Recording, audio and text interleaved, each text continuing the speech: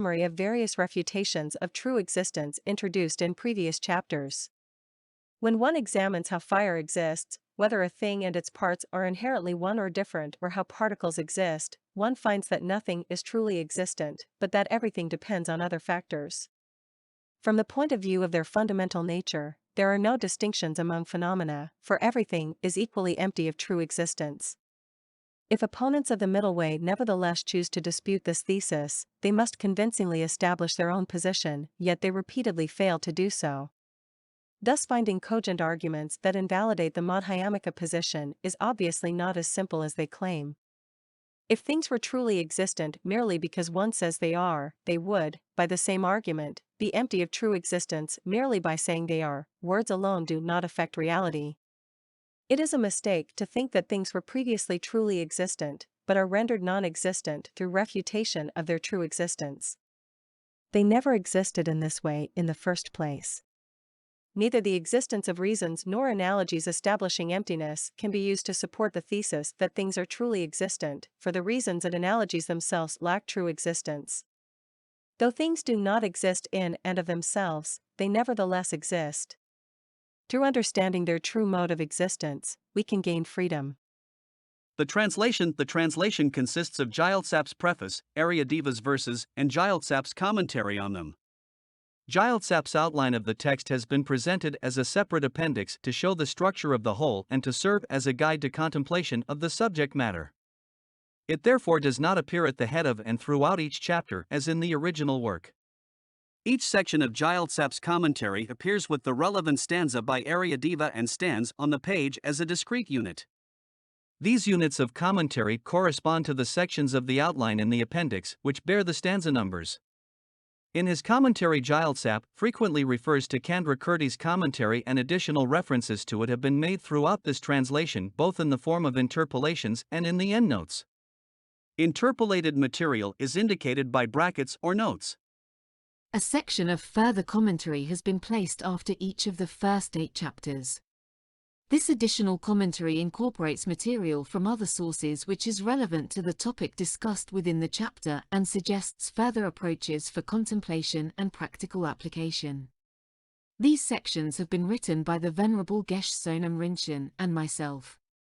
In translating Aryadeva's text, as little extraneous material as possible has been interpolated in an attempt to preserve something of the original style and to allow Gyeltsap's commentary to demonstrate fully the function of the hermeneutic tradition.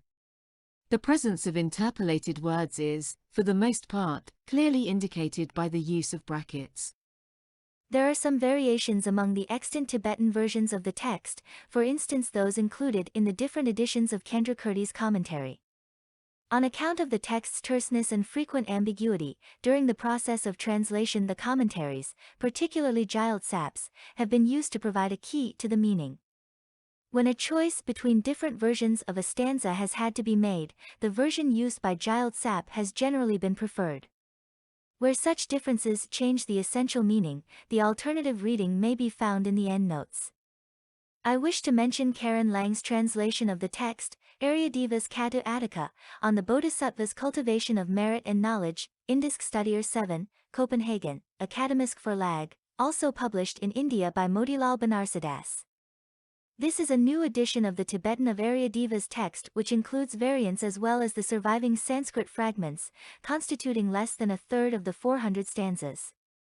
Her introduction gives a comprehensive list of previous editions and translations of the text, which has not been repeated here.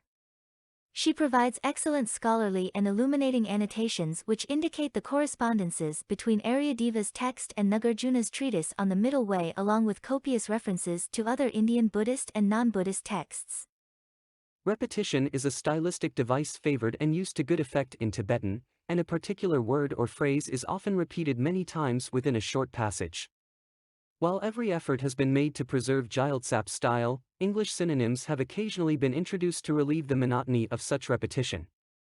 Since the Tibetan third-person singular pronoun is not gender-specific and therefore when, for instance, it refers to a bodhisattva, there is no clear indication of the bodhisattva's gender, the use of she, he, and so forth has been avoided, both in the translation of Aryadeva's text and of the commentary, by using plural forms. This has only been done where the intended sense is not affected and statements of a general kind are involved. May all who are oppressed by unhappiness and suffering find freedom and lasting joy. Acknowledgement's work on this translation first began in. After the Venerable Geshe Ngawang Dargi taught the whole of Gyeltsap's commentary on the 400 at the Library of Tibetan Works and Archives in Dharamsala, India. I attended this series of lectures and his excellent presentation stimulated my interest in the text. I was also present later in the year when he was requested to teach the first 8 chapters again. The text proved much more difficult than I had originally anticipated, and I quickly discovered both that my knowledge of Tibetan was insufficient and that my understanding barely skimmed the surface of Aryadeva's text and the commentary which I was attempting to translate. But for the Venerable Geshe Sonam Rinpoche's enthusiastic encouragement, I would have abandoned the project. However, his generous offer to help me understand the text gave me the courage to continue, and so we began the long process which has finally culminated in this translation. Paradoxically, the more my understanding grew, the more evident it became how little I had actually understood. Thus, having completed an initial draft after going through Gyeltsap's commentary together, it was obvious that I needed to re-examine many parts. With infinite patience, Geshe Sonam Rinpoche undertook to explain the whole text to me once more, word by word.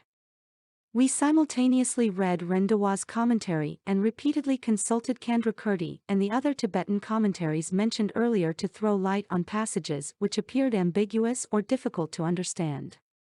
We examined the complete text together in this way many times.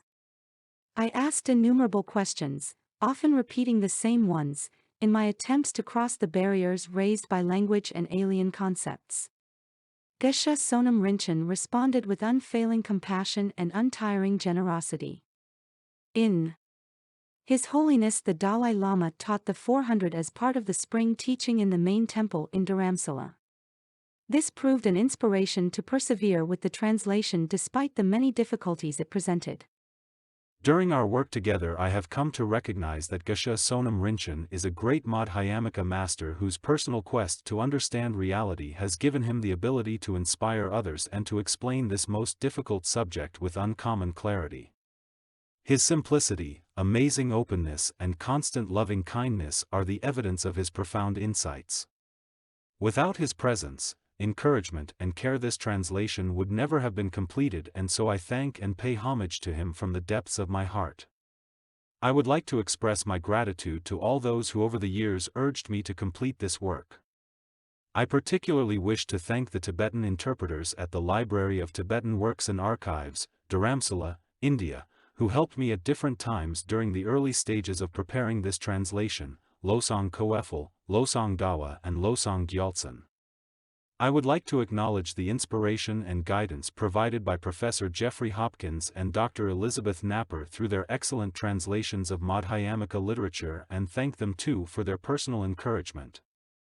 My thanks are also due to Dr. John Newman, the scholars Losang Shastri and Tashit Tsering at the Library of Tibetan Works and Archives, and to Losang Norbu Shastri, editor of the translation unit at the Central Institute of Higher Tibetan Studies, Sarnath, India, for information on various subjects.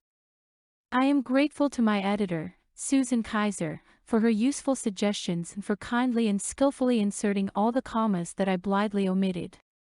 Sally Davenport, like a wish-fulfilling jewel, offered to process the manuscript when the task of preparing it for publication seemed overwhelming. It is impossible to express the deep appreciation and gratitude I feel for her unfailing graciousness.